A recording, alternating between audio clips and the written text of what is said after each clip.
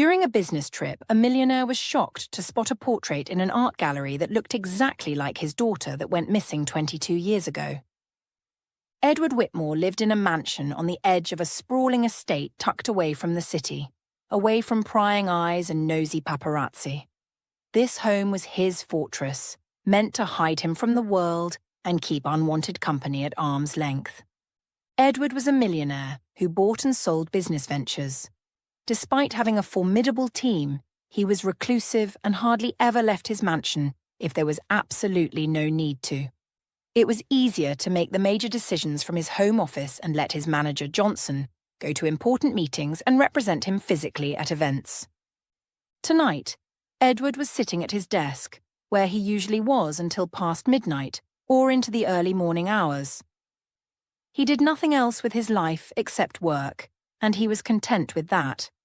His attention was on his laptop, where he was going through some artists' profiles, trying to decide whose venture to invest his money in this time.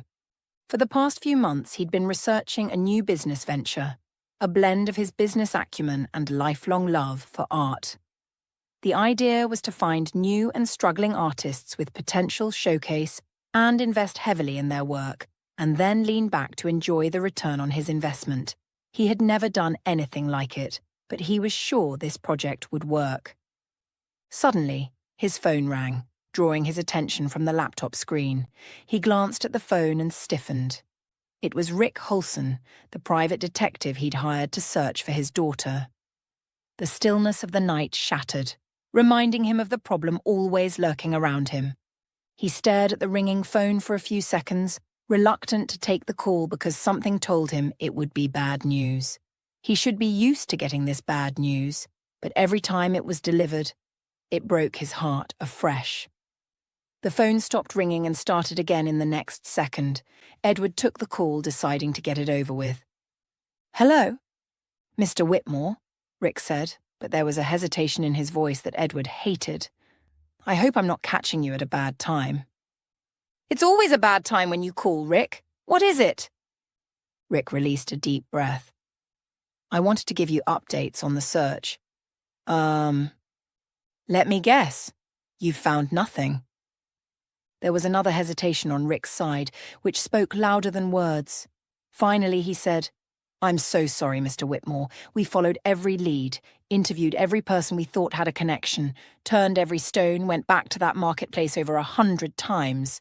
Yet, nothing." Edward said nothing, although his heart was heavy with words unsaid for over 2 decades. The phone hung in his hand, but he felt weak and disoriented. "Mr. Whitmore," Rick's voice was placating, "there's nothing new. No fresh leads, nothing. It's been 22 years, sir. The trail has gone cold." Edward shut his eyes, his fingers tightening around the phone. Rick was right, but the truth felt like a physical blow to his chest. 22 years. 22 years since his daughter went missing. 22 years of carrying the guilt and heaviness in his heart. 22 years of resources and money have been spent on the search, and yet nothing meaningful has ever emerged from it. "Mr. Whitmore, are you there?" Edward shook his head. "Thank you for your time and effort, Rick. That will be all." "Mr. Whitmore," Rick said gravely, "if you ever change your mind, you can call me." Edward didn't respond. He hung up the phone and buried his face in his hands, feeling disappointed and frustrated. He shut down his laptop and left his desk, slowly walking to the window to look outside. It was dark and hard to see outside, but Edward could make out the shape of his garden and almost smell the beautiful flowers. However, the stunning visuals were not enough to distract his mind from the treacherous path it had taken. Over 2 decades ago, he had the perfect life as a young man trying to find his way in the world. He had just started a business that was gaining its ground, and he had the most beautiful family. His wife, Jenna, was a lovely woman who he loved very much. His daughter Lily was the cutest and smartest little girl he knew. 20 years ago, when Lily was 5 years old, they decided to go on a family vacation abroad. It was their first vacation since starting a family, so he and Jenna were looking forward to having a good time and showing Lily the world. The first few days abroad were great, and they all had a good time touring the city and taking Lily to an amusement park. On the fourth day, things kind of went downhill. It seemed like he and Jenna woke up on the wrong side of the bed that day because as soon as they were up, they got into an argument. They bickered about who would make the bed, what to eat for breakfast, and where to go that day. It was finally decided that since they would be returning home in 2 days, it was best to go to the marketplace to buy souvenirs and order items that they could take home. They got dressed and, together with Lily, headed out. When they arrived at the marketplace, Edward and Jenna realized they had different ideas about what to buy, so they got into another argument right there in front of the clothing stall. Looking back now, Edward saw how trivial their argument was, how stupid and unimportant it was. They weren't rich, but they could have come to a compromise and met each other halfway. Maybe they could buy a little bit of what he wanted and what Jenna wanted. It was that simple. But instead, they got into a verbal fight that escalated into a shouting match. By the time they talked themselves into being calm, Lily was gone. Edward had taken out his wallet to pay for the items they finally decided on purchasing when Jenna raised the alarm. "Eddie, Lily is gone. She's not here." The stall owner suggested they stay calm. "She probably wandered off. You'd find her. Relax." But hours went by as they combed the market, and there was no sign of Lily. They got an announcer with a microphone who went around the market, calling out for her and asking traders if they saw her, but no one claimed to have seen a little blonde girl with green eyes. With each hour that went past, Edward and Jenna's hearts broke. Over the next few days, they started a massive search operation involving local authorities and freelance private investigators. But everything proved futile. No one found Lily. Eventually, the couple ran out of money and had to return to their country. When they returned, Edward threw himself into work, and as he made more money, he funded private investigators so they could continue looking for Lily. Every month, he paid hundreds of thousands of dollars so the search could continue. This case became a media sensation, and it was on every news channel and outlet, as everyone was interested in how she disappeared so suddenly. As for Edward and Jenna, things never remained the same. Jenna became a shadow of herself. She cried herself to sleep every night and started to lose weight because she would not sleep or eat. They never had an argument after that, but that was because they hardly spoke to each other. Edward blamed himself for the argument that caused them to take their attention from Lily, but the more he tried to make things work with Jenna, the farther she pulled away. One day, she confessed that the guilt was tearing her up inside and that she couldn't bear to look at him anymore or stay in the house where memories and pictures of Lily still hung in the halls. She divorced him 3 years after the incident and moved several states away. Heartbroken over the loss of his child and separation from his wife, Edward became a recluse. He threw himself into his business while still finding the search. It's been 22 years since the divorce, and although he was wealthy, the pain and heartbreak was still there. He wasn't alone. Although Jenna separated 19 years ago, she remained unmarried and without any partner.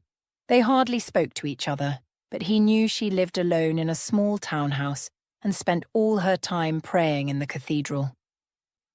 As Edward stared out the window, he decided it was finally time to call off the search. After pumping several millions of dollars into it, it was clear that Lily could not be found.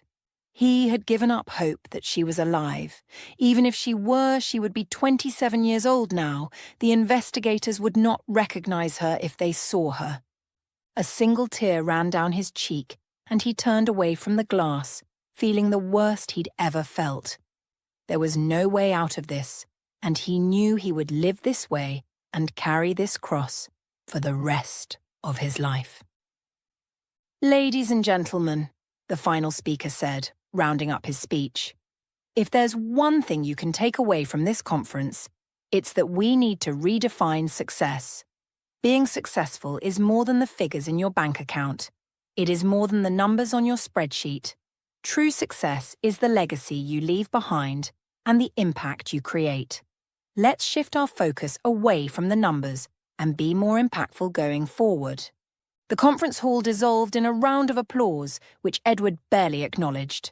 As the people in the hall greeted and mingled with each other, Edward handed his laptop and folder to Johnson and headed for the door, ready to retire to the quiet and solitude of his hotel room.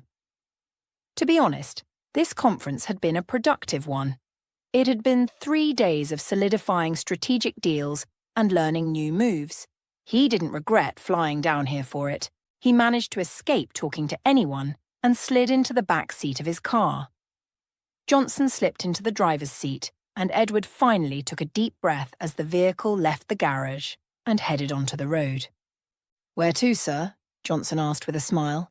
Edward frowned. "What do you mean?" "We're heading back to the hotel, of course."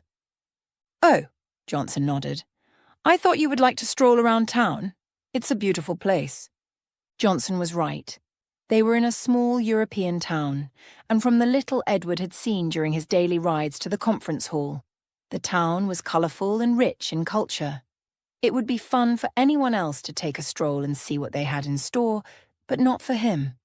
He just wanted to return to the privacy of his suite and be alone. "I don't want to. Take me back to the hotel." Johnson shrugged. "Okay. It's a pity you wouldn't be able to see the art gallery." Edward's ears perked. "Art gallery? There's one in this town." "Yeah." Johnson flashed a wide smile. "It's beautiful." Edward hesitated, but only for a second. Although he hardly indulged, his love for art was the only thing that made him smile these days. Seeing authentic and emotional art pieces usually made his day, and he decided he had time to stop by for a few minutes and check out the art gallery. "Take me there," he said. "Gladly." The car winded through narrow streets until they pulled up to a modest stone building. A small smile touched Edward's lips as he slighted the car and strode into the entrance. Fortunately, the building was quiet, and there were only a few people there. An attendant sat by the desk in front, and Edward nodded at him before walking into the gallery. Art pieces hung on the wall, each one catching Edward's attention. He would buy all of them if he could.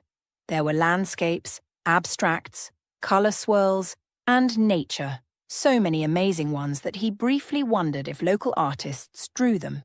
He had been looking for artists to invest in, and this was a beautiful place to start. As soon as this thought came to mind, he turned and set eyes on the most attention-grabbing piece in the entire gallery. It was the portrait of a young woman named Amara, and although she was beautiful in a haunting way, that wasn't what caught and held Edward's attention. It was the blonde hair, the starry green eyes, and the small button mouth. It had been 22 years since he had seen his daughter Lily, but this young woman in the portrait was exactly how Edward thought she would look as an adult. He stopped a few feet from the portrait, his eyes hungrily taking in every part of the image. "Boss?" he heard Johnson behind him. "Do you like this piece? It's pretty." Without responding, Edward grabbed the piece from the wall and marched towards the attendant. "That's the most expensive piece we have here," the attendant said with a polite smile. "I want to purchase this," Edward cut her off. "Who drew it? Is it a local artist?" "Yes." The attendant nodded, his eyes clouding with interest. "Who is this person?" Edward asked urgently. "Her name is Sophia. She's very talented. Her art pieces are always swept up in record time, despite being the most expensive one." "I want to meet her." The attendant laughed. "Sir, that's almost impossible. Sophia is hardly seen. She doesn't deliver her art pieces, so we don't see her here either. She's a total recluse." Edward sighed impatiently. "I need to know more about her, please." The attendant stared at him for a moment. "First, I need to know if you're buying the piece." "Oh, I'm buying." Edward took out his card and immediately made payment for the art piece, making sure to add a generous tip for the attendant. This helped loosen his mouth. "You can ask one of the tour guides in town," he said. Sophia is a sensation amongst tourists because of her art and how rare it was to see her. The guides know a few things about her. Okay, how do I contact one of them? The attendant sighed again and scribbled a number on paper. His name is Juan. Call him. He might be able to help. As they headed towards Juan a few minutes later, Johnson had a lot of questions, but Edward stayed quiet. Johnson knew about his missing daughter, but wasn't aware that Edward was still on the search for her. It had been 22 years and everyone thought he had given up. Shortly before coming for this conference, Edward had decided to give up. But right now, staring at that portrait, he had to meet the artist. He had to. Deep down, he knew that this might be another disappointment. The girl in the portrait bore a resemblance to Lily, but it could be a pure coincidence. But Edward would rather face the disappointment than not try. Juan was sitting at his office desk when they arrived, and he welcomed them politely. "Are you Edward?" he asked. "The man who called me a few minutes ago?" "Yes, I am." "Oh, welcome, welcome. Please sit down." Juan directed them to the seats across his desk. "Welcome to our wonderful town. Do you have any specific place you would like me to take you?" He was all smiles and giggles. Edward forced a smile back. "It's about a local artist named Sophia. Do you know anything about her?" "Sophia?" Juan slowly nodded. "She's the town's most talented artist. What do you want to know?" "How can I meet her? I'd love to." Juan laughed heartily. "That's impossible, Edward. No one meets her until she lets them, and she doesn't let anyone see her. She lives in the countryside, and neighbours claimed she hasn't been out in 6 months. Edward frowned. "Why?" Juan shrugged. "Probably trauma." He leaned forward. "You know, 15 years ago, Sophia suddenly appeared in the village without recollection of her past or how she got here. People tried to help, but she was deeply fearful of people and shied away from everyone. Thanks to Manuel, an art dealer who helped discover her talent and find her voice." Edward's frown deepened. 15 years ago, Sophia just showed up. He was more than interested in her now. "Can you take me to her house?" Juan rolled his eyes. "Haven't you been listening to me? It's a total waste of time. Look, I have a list of other places we could go. There's the waterfall in—" "No," Edward said firmly. "I want to see Sophia." Juan leaned back in his chair and shook his head. "I'm sorry, I can't help you. Maybe find another tour guide." "You sure?" Edward took a wad of bills from his wallet and dropped it on the table. Juan quickly picked it up and slid it into his pockets. "This isn't enough." Edward gave him more until Juan eventually agreed to take them to Sophia's house. "I'm only responsible for driving you there," he said. "I'm not responsible for getting her to see you. I'm quite sure you won't be able to convince her. Don't worry, just take me there. I'll handle the rest." As they drove towards Sophia, Edward felt his heart thudding. In the passenger seat, Juan told them more about Sophia, her philanthropic lifestyle, and her kindness to everyone lucky to meet her. The more he talked, the more desperate Edward became. They finally arrived in front of an apartment in the countryside. Since it was their car, Juan alighted it and left with a happy goodbye. Johnson turned in the driver's seat to look back at him. "Boss, why do you want to see Sophia so badly?" Edward kept the truth to himself. "Stay here," he said. "I'll try to get her audience." Before Johnson could respond, Edward left the car and walked toward the front door. He rang the bell 3 times before a feminine voice answered. "I don't know who you are. Kindly go away."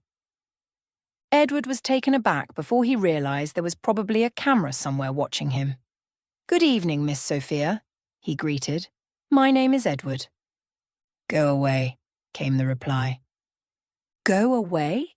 He couldn't leave until he'd confirmed who she was. Desperate, he raised the Amara art piece, hoping the camera caught it. "I don't live here, Mrs. Sophia," he said. "I'm in town for a business conference and visited the art gallery. This piece called out to me and I bought it immediately."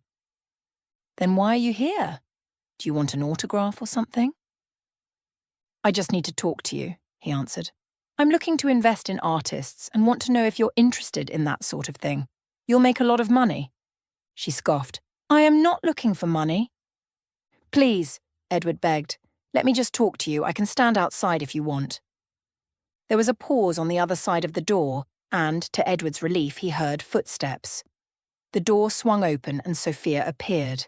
She looked exactly like the woman in the portrait, and to Edward's distress he almost burst into tears. Seeing her up close, the resemblance to his Lily was even more stark. "Is that your driver parked outside?" Sophia asked. "Yes." "You both come in. You have 15 minutes to make your pitch and leave." Edward went into the house with Johnson, and Sophia sat them at a mahogany dining table before serving them tea. "Thanks for buying my art piece," she said with a kind smile. "You've spent a whole lot of money." "It's worth it," Edward said. He wanted to launch into a tirade about his missing daughter, but he forced himself to stay calm and drink his tea. "So, what's the business you have for me?" Sophia asked. "If it's profitable enough, I might be able to use the money to help the village's orphaned kids. That's the only reason you're in my home right now." "I appreciate it." Edward leaned forward. "But please, can we talk in private?" Sophia arched her brows, her gaze shifting between him and Johnson. She's silent for a while before rising from the table. "Come with me." She took Edward into her studio, and for a moment he was distracted by several easels around the place with different images on them.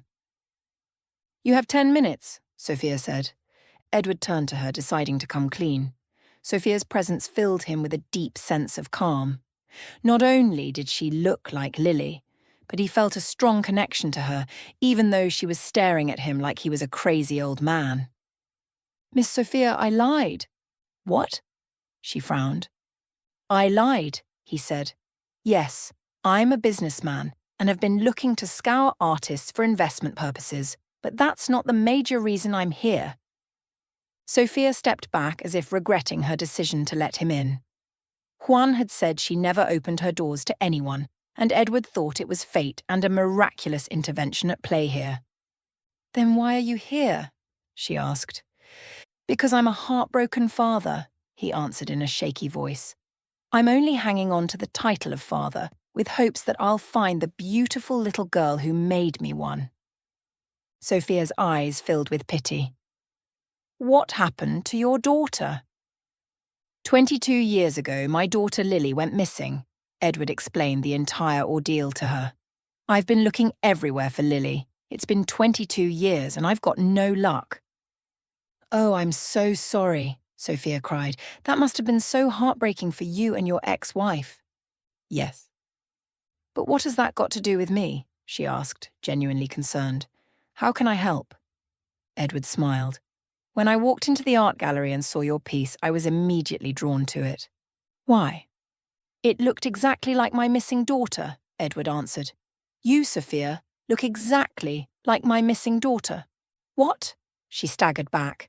"That can't be. Your daughter got lost when she was 5 years old. You can't possibly know what she'd look like."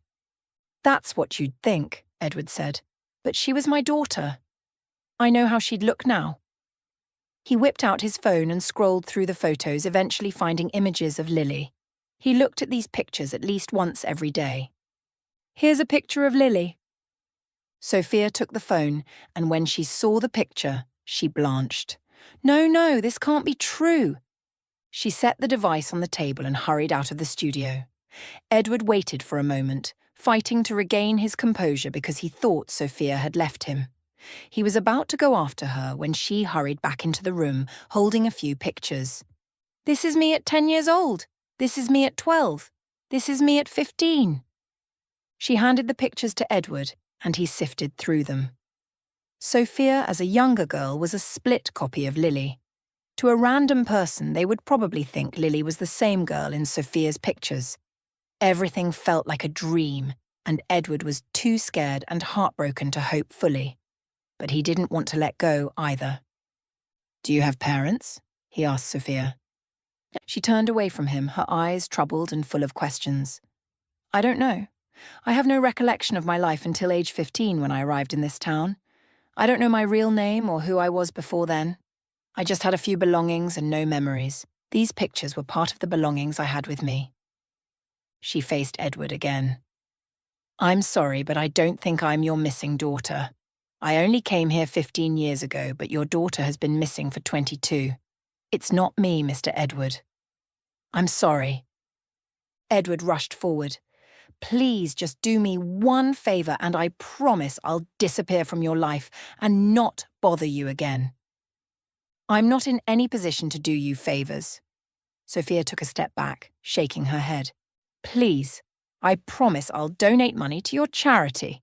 Whatever you want me to do. Sophia pursed her lips. What is this favor you want? Please, let's do a DNA test, Edward begged. He knew how weird it sounded to ask a stranger this, but he was desperate and needed closure. I swear I'll never bother you again if the result is negative. I just need this closure. Please. This is the only lead I've got in 22 years. I want to find my baby girl. The tears he had been holding fell down his face, which seemed to convince Sophia. Okay, I'll do it, she said. And you'll never bother me again after this. I promise. That evening, Edward made an appointment with a doctor for the next day, and it was concluded that Johnson would pick Sophia up the next morning and drive her to the hospital in secrecy. As they drove back to his hotel, Edward cried like a baby in the back seat. He was never one to show emotion when others were around, but this time he couldn't help himself. If he could, he would sleep at Sophia's door. He hated that he was leaving her, but there was no assurance that she was his daughter yet, so he didn't want to do too much. At the hotel, he almost called Jenna. He hadn't talked to her in months, and tonight he missed her so much. She was the only one who would understand this dilemma and be able to provide comfort, but Edward stopped himself seconds before he dialed her number. It would be unfair for him to tell her about Sophia and then dash her hopes when the results came in, and Sophia wasn't their daughter. He decided to wait until the result was out. If Sophia weren't their daughter, he would not bother to call Jenna. The next day, Sophia met him at the hospital and the DNA test was performed in an hour. The doctor said the results would be ready in a week. After the test, Sophia wanted to go home immediately. Edward wished he could treat her to breakfast, but she was eager to leave, so he let her. As much as he wanted to spend time with her, Edward knew he had to slow down. He didn't want to put pressure on her, nor did he want to keep his hopes and end up disappointed. For the entire week they waited for the result, and Edward felt more impatient. He contacted Sophia once to donate to her charity, but she told him not to worry about it, so he didn't contact her again. On the day Edward got the result, Sophia wanted him to come to her house to open it. He held the file in one hand and drove with the other, his heart heavy. He knew that whatever the result was, whether positive or negative, would change his life forever. Johnson had already returned home to manage the business, so he was all alone, which he preferred. When he reached Sophia's house, she served him tea again, and they both drank silently before deciding it was time to open the document. Edward slid it over to Sophia and nodded. "Open it." She didn't object. Slowly she ripped the seal off and took out the result, her gaze scanning the page. He saw the answer in her eyes even before the paper fell from her hands in shock. Her green eyes widened like giant saucers in her round face, and she looked up at him like she saw him for the first time. "What does it say?" he asked, but when she wouldn't speak, he grabbed the document. He had never read faster than he did at that moment. When he got to the last paragraph, his world stopped. Sophia was his daughter. He released a deep breath and another until he realized he was sobbing. Tears fell down his face so hard they made wet stains on his shirt. When he looked up through tear-stained eyes, he saw that Sophia was crying as well. He saw the 5-year-old little girl who wandered away from her parents, and his heart hurt even more, knowing she probably suffered and waited for her parents to find her. "I'm sorry," he breathed, taking Sophia's hands. "I failed you. I'm sorry. I tried, but it wasn't enough. It was like you fell off the face of the earth." "I think I was kidnapped," Sophia cried, her face wet with tears. "I've never told anyone this, but any time I try to remember my past, all I see are visions of a man in the shadows and me in a dark room. I think I was in that dark room for a long time." Is there anything else you remember? He squeezed her hands, gently offering comfort. Not really, she said. Except when I came to this village, no one would talk to me except Manuel. I was surprised he took me in. He also helped me polish my skills. He was my only friend. Ed would remember Juan had said Manuel was an art dealer who helped Sophia. Was. Where is he now? He became very controlling, and I rebelled. We eventually went our separate ways, but I'm still grateful for him. Edward left his chair and crouched before Sophia. He wanted so badly to hug her and promise he would never take his eyes off her again, but he didn't want to spook her. I promise we'll find out everything that happened to you, he said. Please give me the chance to be your father again. I'm sorry I lost you the first time, but I've never stopped looking. Please allow me to show you how much you mean to me. Over the next few days, Edward and Sophia spent all their time together. He badly wanted to call Jenna and tell her everything, but he had a better idea. For 1 week, Edward put his phone away and spent his days telling Sophia about her childhood and how much the family loved her. Sometimes he would see the awe in her eyes as she listened to him. At other times, he would see the deep sadness she felt over a past she didn't remember. After a few days of trying to catch up with Sophia, he called Rick Holson. This time, he needed Rick to help him figure out what happened to Sophia.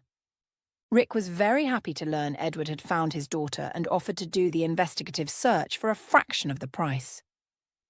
Edward and Sophia told him everything she remembered, and even mentioned Manuel. Rick promised to do his best.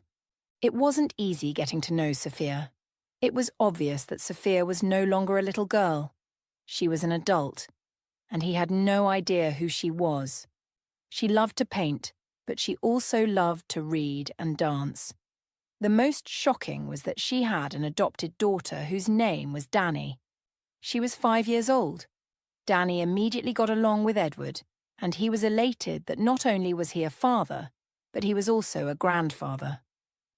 After a week together, Edward proposed flying out of the country to see Jenna.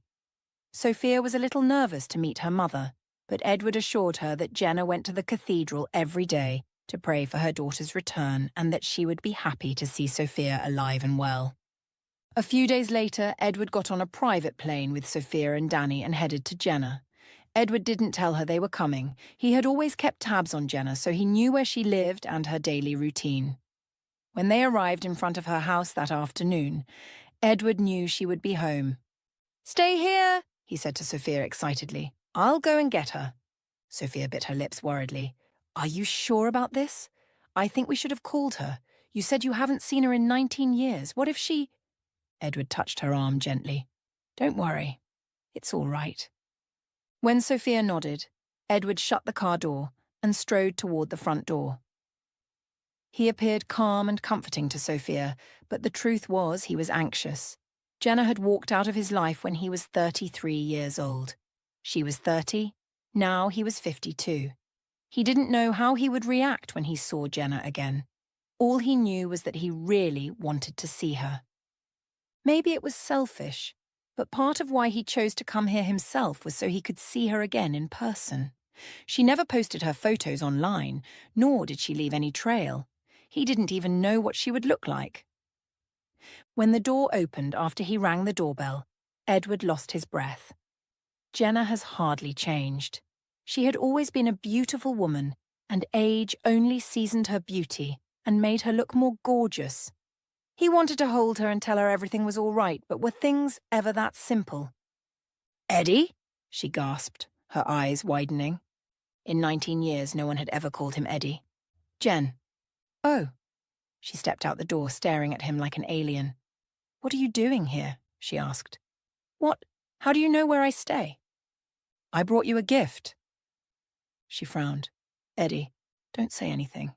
Just come with me." She wrapped her arms around herself and followed him back to the car. As they neared, Edward's heart thumped in his chest. Was this a dream? Would he wake up soon and realize he was still at the conference hall and nothing like this ever happened? When they reached the car, Jenna turned to him with curious eyes. "Eddie, what is this?" He smiled and knocked on the passenger window. The door swung open and Sophia stepped out. Jenna stumbled back, her arms falling to her sides, her breaths coming out in gasps. She looked like she was about to faint, but she managed to remain standing. "Eddie," Jenna grabbed his arm. "Eddie, tell me this is who I think it is. Please don't play cruel games with me. I can't take it." "Jen, it's Lily," Edward said softly. "It's a long story, but I'll explain how I found her." "Oh God, my baby girl!" Jenna pulled Sophia into her arms, crying and rocking sideways, her eyes tightly shut. "Every day I go to the cathedral and pray," Jenna cried. "I never gave up. Even when everyone told me you were dead, I never gave up. Oh God, thank you, Lily." Sophia also cried, clinging to her mother like a little girl. Edward opened the door and helped Danny out.